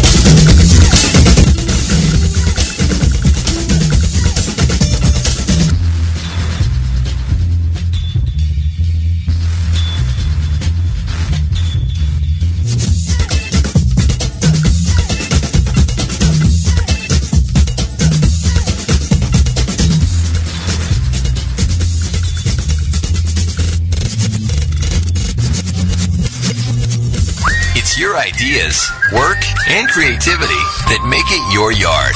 At ACE, we're here to help with hoses and sprinklers to nurture growth, gardening tools for the shape of good things to come, even the right fertilizer and bug killers to make the grass a little greener. You'll find it all now at ACE, your place, with everything you need for your yard, plus helpful advice, almost like we're right there. ACE, The helpful place. Green light. Hey girl, school zone. I'm getting hungry. Car changing lanes. You want to meet me for pizza? Stop sign. Intersection clear. Yeah, street. Pizza sounds good. Ballin Street? Girlin Street! It's hard to concentrate on two things at once, like texting and driving. Stop the text, stop the wrecks. How will you stop texting and driving? Tell us at stoptextstopwrecks.org. Brought to you by the National Highway Traffic Safety Administration and the Ad Council. Do you have a question for our guest tonight? Don't feel like calling the show? Not a problem. Email those questions to afterhoursam@gmail.com. Again, that's afterhoursam@gmail.com.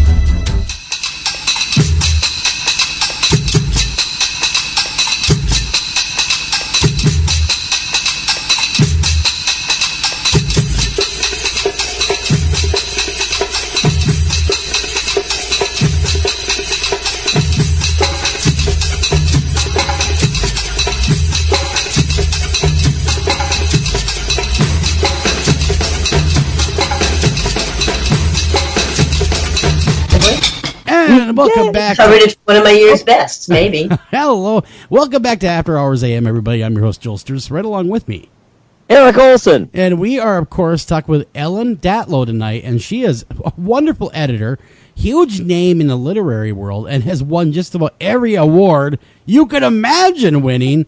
But that being said, Eric, I'm going to step aside. Being that you are the author on this show, I'm going to step aside to let you kind of conduct the interview, sir. Well, the first thing I'm going to talk about is we may have solved the static problem. It may be the space heater in my office that comes on and off. It is now off forever, my friends. If it turns out to be something else, I'm going to be mad. All right, so anyway, Ellen, I was wondering, kind of combining a little bit of what Joel was saying with some of my thoughts, going way back, what interests you? What is it about horror and dark? It sounds like dark, maybe fantasy and sci-fi, that so grabs your imagination that you made an entire career, 100 anthologies. That really does boggle the mind. What is it about that? Instead of collecting, anthologizing fairy tales or anthologizing cookbooks. Wait a minute. I have done fairy tales. Terry Windling and I have done a series of 6 volumes of retold fairy tales. But are they dark? I read series, so haha. But I bet they're dark. It's retelling. It's like undisneyfying fairy tales. So I've done all kinds of things. Yeah, but if they're like the original, Grimms, the ones that they anthologized originally when they gathered them, they were very dark before they became pasteurized by Disney. Now they're heading back the other way because people want to know what is the essence of it, what is the root of these, why did these become passed down from generation to generation? What are your thoughts on that? Well, they're very, I don't know, I'm not sure about why they've been passed down for so long, but the interesting thing is how much variation you can find in the original fairy tales told from different countries, but also they're perfectly fertile for creating new fairy tales and new takes on the old fairy tales, because they are kind of generic. Usually you often there are no names or very few names in the original fairy tales, so people find it easy to retell them in different places around the world and different time frames. So it's kind of has created a whole subgenre of fairy tale retellings. Tanith Lee and Angela Carter did the first, I think, in the 70s and 60s, and then Terry and I created this anthology series, and I think our series had a bit of an influence on some of the people who were, there's a whole industry of retold fairy tales in novels and in short stories and in anthologies. Boy, did I pluck the wrong hypothetical example out of the air. Right, sorry about that. but back to your imagination. But you ask why. I don't know what. People ask. I have no idea why I love dark stuff. But I always have. I've always read. When I was a kid, I read science fiction. I was one of the kids who read everything in my parents' house, including the cereal boxes. And, I read. They had Bullfinch's mythology. They had Nathaniel Hawthorne short stories. They had Guy de Maupassant stories. They had all kinds of things. And I read the Iliad and the Odyssey. I hated the Iliad, but I loved the Odyssey. It had all these weird creatures in it. I loved Alice in Wonderland. So I've always liked science fiction and fantasy and horror. I read Ray Bradbury, Harlan Ellison, and I read Lovecraft when I was a kid. I read all this stuff, and all of it, I loved most of it. Mm-hmm. So I actually started editing science fiction with Omni, and then I was doing some fantasy, and I wasn't supposed to be publishing horror in Omni, but eventually I did start doing more. And some of my anthology, my first partly original anthology was Blood Is Not Enough, which was an anthology of vampirism. Not just vampires, more vampirism. And my second was Alien Sex, which was not supposed to be the title, but my agent kind of we called the Alien Sex anthology. It was basically about male-female relations, science fiction stories, and we would call it the Alien Sex Anthology, and when someone bought it, they said, "Oh, I love the Alien Sex." I said, "That's not the title." They said, "Yes, it is. We love the title." So it's Alien Sex. Well, that would grab my attention. Oh, look at that! Yeah, sometimes you got to go with the flow. Exactly. They're available as ebooks. They're still available today. And those were my first two partly original. They were half original, half reprints. And the reprints were stories I turned down for Omni because they were too sexual or horrific, too much horror, and at the time I wasn't allowed to buy horror. So I've always been interested in both science fiction, fantasy, and horror, but it's always been short stories rather than novels. To go back to the supernatural a bit, I really think it's hard to sustain a whole supernatural novel rather than a short story up to novella. And part of the reason is most people don't. I do not believe in the supernatural. I know you were going to ask me that. So when I read something, I really have to suspend my disbelief to make myself to get into the story. And I can do that for a story, but I think it's really difficult for novelists to keep that going through an entire novel. Sure. To keep it believable and to keep the reader from falling out of the believability, unless they believe in the supernatural. So it's almost an oxymoron where you are drawn to this material, and there's something about it that fires your imagination, that captures your imagination, and yet you very explicitly don't believe in it. Any psychological insights on yourself there? Not really, but I can give you an interesting story. Years ago when I was with Omni, we did a book column, and Clive Barker was in New York. This was before he got totally, all over the place. But he had published the Books of Blood. I reprinted a couple of the stories in Omni, first American magazine publication of the stories. And he came in to be interviewed by the person who was doing a book column, one of my colleagues. And we had lunch, the three of us. And Clive and I are raving how we love horror, we adore horror. And Murray, my colleague, said, "I can't read it. It gives me nightmares." And Clive and I are looking at each other. "It gives you nightmares? Like, really?" It's like, we don't get nightmares from horror. So maybe that's the difference. If it affects you in a way that you can't.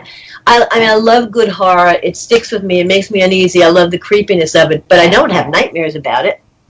And I guess that's why some people don't like horror, because it gives them nightmares. I don't know. I mean, I have no idea if it's psychological or not. Yeah, I like a good. I was gonna say I like a good psychological horror story above a gore horror story. You know, I'd rather watch Alfred Hitchcock film over a Saw movie 8 days of the week. Because of the, you know what I mean, it's that atmospheric, and it's that whole psychological suspense over what I used to call, or what I still call, is gore porn that they put out there now. Yeah, the torture porn. Exactly. Yep. I mean, I'm not against graphic elements of fiction, of stories. I'm not going to talk about movies; they're completely different. But in stories, it shouldn't be the purpose of the story. I mean, it needs to be a really, a reason for there to be the gore and the grisliness, and that's fine. I mean, I've bought stories. I bought a story for The Year's Best by someone whose work I really like, Brian Hodge, and it's much more visceral than most of his work. I mean, there's a lot of weird, horrible, icky, grisly stuff in it, but it fits the story. So if it was just the weird, horrible, grisly stuff, I wouldn't have liked it, but because it's in this story that drew me in, and it doesn't start with that, it builds into that. I think it was a very successful story. Yeah, interesting. Yeah, you want to return, Joel? I'm sure you have. Oh yeah, I mean, there's just so many places to go, and number one, I'm like, really? You don't believe in the supernatural? What's up with that? No, I'm kidding, of course. I had at least one experience where you could say it was uncanny and something weird happened, but was it supernatural? Down deep, I don't believe it. I can't explain it, but it doesn't mean I think that there was a ghost. So Sure. I know exactly where you're coming with that one. I do. And because sometimes it's a leap, it's a stretch. It really is. And, the stuff that you're working with in editing and Clive Barker, man, I mean, really, quite honestly, I love his books, and what a talent.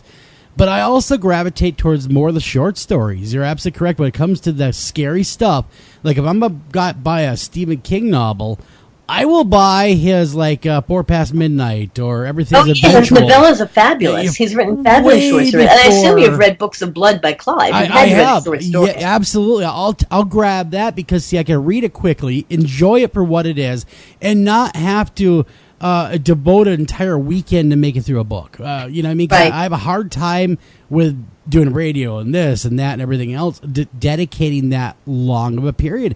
And a lot of people feel the same way, and that seems to be really, they sell very, very well, anthology series. Well, publishers are never happy with how they sell. They don't think they sell enough. They're always complaining, well, it's not a novel. Novels sell better. So, I mean, who knows? I do think that anthologies do sell. I read novels. The only time I read novels are when I'm on the bus or train. I live in New York, so I take public transportation, and then I carry a novel with me all the time. Sure. But usually, my business is short stories, and I love short stories. The problem with the things what I do find is if I read a few really fabulous short stories in a row, I can't read more than that. You have to stop. You have to appreciate it. Mm-hmm. If it's a really good story, you get involved in it, and you don't want to go rush into the next story immediately. So, so there's a digestion process. Some level, it's difficult. Yeah. If you're traveling someplace and you read a short story, well, do you want to read the next one immediately or not? Or do you want to savor the first one you read? Yeah. There's definitely a digestion process where you sit there and you think about that story. And those are the great ones that make you stew over them after you've read them and try to figure it out in your own head. And it would seem that Hollywood now has there's far more movies made from short story source material than there are from long form novels. I don't know. I'm trying to think of some. Name some. Let's see. You got Riding the Bullet. I'm blanking. You got Riding the Bullet. You got Pet Sematary. You got I keep going. Was a novel. Was that a novel? I thought that was a novella. I thought that was a novel. Anthology. Yeah. Okay. Several King stuff from his short work has been taken over and become films. Right. Well, they've done the anthology series too. Yeah. The Cat's Eye and Yeah, I mean, those are often, I mean, the Twilight Zone started that. They did great, and Outer Limits, all those old TV shows where they did anthology series based on really fabulous old short stories, like by Richard Matheson, Ray Bradbury, Robert Bloch. Twilight Zone took a lot of work from them, and they were like a half an hour, and they were able to do that. And that's not as popular. I mean, they did that. That was, very popular for a while, and every once in a while people bring it back and try to make it work. And I don't know if it does. I mean, I don't know how successful they are on television. Well, they are coming back, actually. There was just an article about part of it is just now you have all TV, peak TV everywhere. There's so many outlets these days. True. Yeah. But anthology shows, are coming back. You got the new Stephen King one that's going to be based in what's the town? Is it Derry, Maine? What's the town? What's his town? Yeah. I know what you're talking about. Yeah. I think that one's going to be on Amazon, and they are bringing back again Twilight Zone. There will be a new version of the Twilight Zone. Just bringing that back, Yeah, I do actually. Who was involved? It was weird. It was well, I'm going to look it up and not blab and speculate. In the meantime, while I'm looking it up, we'd love to hear, because 100 anthologies. Mention maybe a few of your favorite or some of the more enduring or perhaps best-selling of your other horror anthologies, and what was so special about them. Well, I loved my supernatural noir anthology because I loved crime fiction. So combining the crime with the supernatural, I really enjoyed doing that. Was for Dark Horse, and I loved that anthology. It didn't do that well, but I loved it anyway. The one you were talking about, the Alice in Wonderland anthology, that just came out in December from Tor, Mad Hatters and March Hares. And Alice in Wonderland, the stories are not horror. There's only one real horror story in there. Most of them are fantasy and dark fantasy. But Alice in Wonderland is one of my favorite books and worlds, and I collect Alice illustrations, and I collect illustrated Alices. So, that was very enjoyable. I hope it's doing well. I don't know yet. And the dog collection was something I have. I collect many things, and one of the things I collect are doll parts and doll heads.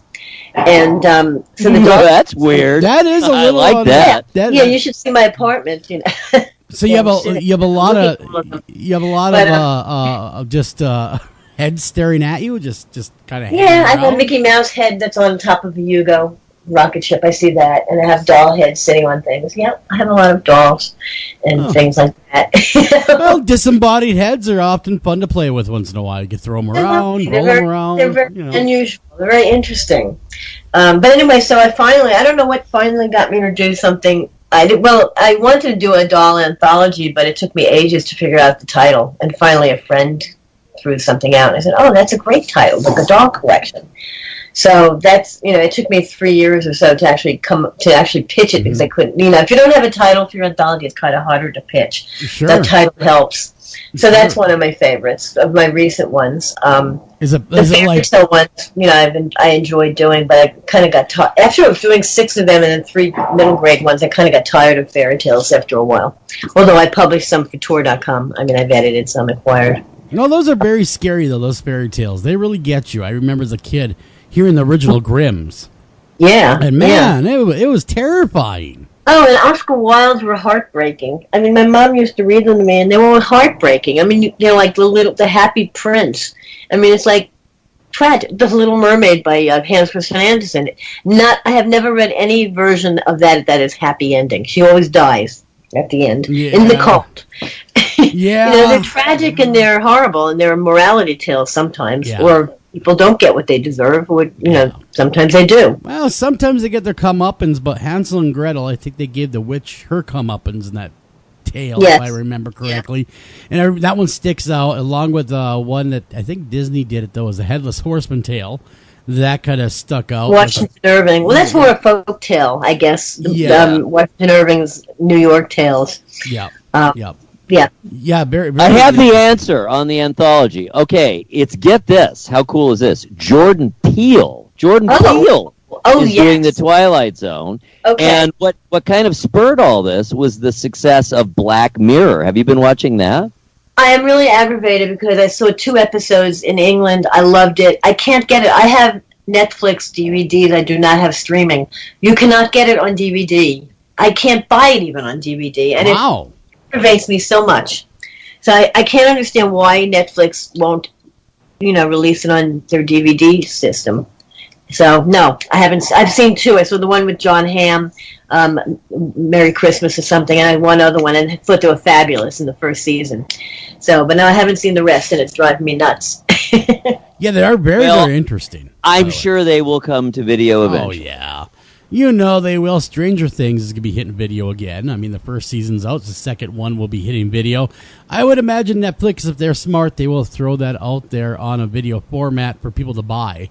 Because there's a big fan base. I finally I never watched the X-Files when they were originally on. I finally watched the entire X-Files in the last 6 months, and I loved it. And I loved the new one too. I mean, I just loved the X-Files. I hadn't seen them when they first came out. Hold the phone, Ellen. You're primarily a supernatural horror editor, and you've never watched the X-Files? You don't understand. I stopped watching television in 1980, and I didn't watch it for years. Oh, and Ellen, so, you missed a lot then. I mean, I had to catch up on the DVDs. Yeah. I mean, I watched Buffy the Vampire by DVD, by binge watching the DVDs. I binge watched The Sopranos, Deadwood. Everything I watch is like a binge watch. Fargo. Sure. Because I didn't watch. I have a television that does not work. It has no cable. I can watch DVDs on it. And that's intentional. The only time I watch television is when I visit my mom in Florida. Okay. She wants me to hang out with her, and we watch. I will only watch crime shows. I refuse to watch situation comedies. I hate them. So I said, I'll only watch with you if you will watch a crime show. If you want to watch NCIS, I'll watch it. But I'm not watching. No Big Bang Theory for you. Yeah, I don't even remember the names of the stupid shows that I said I won't watch. Whatever they're called. I'm blanking on them. Yeah. Sitcoms. Yeah. Yeah. Well, I took a long break too. I can relate. I took a long time off from watching TV when it was on, when it was live, and I missed. What happened with me is watching with kids. So like my older kids, the 2 older ones were old enough, and they loved the X-Files, so we watched that together. And we watched Twin Peaks together. I didn't watch a whole lot in the 90s either, and I really didn't start watching again till we were getting more into the OOs, and I started reviewing. I was covering shows, and you gotta watch them to review them, at least. Sure. Well, I realized I have to watch. I watched some of the Twin Peaks, and I don't know why I didn't watch the whole series. I don't remember what was going on in my life, but I need to kind of rewatch that from the beginning and just watch the whole series. How many seasons? Only 2. There were only 2 in the original series, but I'm telling you, it shouldn't be that hard to watch. No, not at all. And then the new one, oh my goodness, the one that just came back, got it. Yeah, it's probably better than the original. Yeah, I would say it is. It holds up very well, better than the original did, actually. So, I mean, the acting's better, the story writing's better, in my opinion. It's a better show all the way around. As far as the X-Files goes, I don't know. I kind of lean more towards the original than I do the new one, although it's very good, the new one. But the original had something about it that was just fresh, and the storytelling seemed to be better back in the 90s. No, I loved it. It was great. I liked last season a lot better than this season, though the last couple episodes have been much better. Spoiler, I haven't seen this season. I have to. I don't think it's on DVD yet. My lips are sealed. Thank you. Yeah, exactly. Well, if you have the internet, you should get yourself the Sling TV, you see, and that way you can catch up on everything and not have to own a TV. But I don't want to watch it on my computer. I work all day on my computer. I want to go to my bedroom and watch TV on a television screen. So that's the whole thing. I don't want to. If I was watching movies as well as working on the screen, I'd be sitting in front of my computer like 24 hours a day, Sure. or at least 15. Yeah. No, I hear you. I hear you. We all get trapped in front of those darn computers, it seems, lately. Doing work. You can't get away from it. So, Ellen, you said you had an perhaps characterizable as an uncanny experience. What happened? Okay, I was visiting a friend. A friend was house sitting. It was someplace on Long Island, and it was on a lake. And it was this, I don't know who actually lived there, but she was house sitting, and I and some other friends went down to visit, and we hung out in the first floor, which was like the lounge, and there was a TV and just stuff, we're just hanging out there. And everyone else went out for a walk or something, and I was still in the house, and I heard footsteps above, and there was no one there. As far, no one was still in the house. So that's one part of that. And then that night, we all slept on the second floor on sleeping bags on the floor, and I remember hearing music. Now, the music thing could very well have been echoes from someplace else on the lake.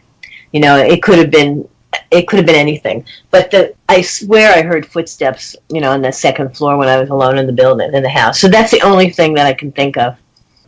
But is it supernatural? No, I don't believe there were ghosts. I mean, I don't know what it was. You're trying to rationalize. You're trying to rationalize your way out of it. Is what you're trying to do. And what do you think it was? Well, if you're hearing footsteps, it could be a lot of things. You're right. You could debunk it very easily of not being a ghost.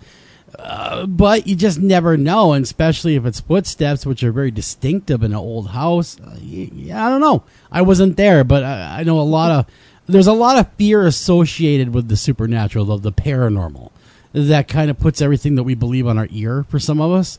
And that is not, I'm not saying for you, but for a lot of people, that's the hard bending part, is the putting everything you believe forever on its ear. And right. that's where the real struggle takes place.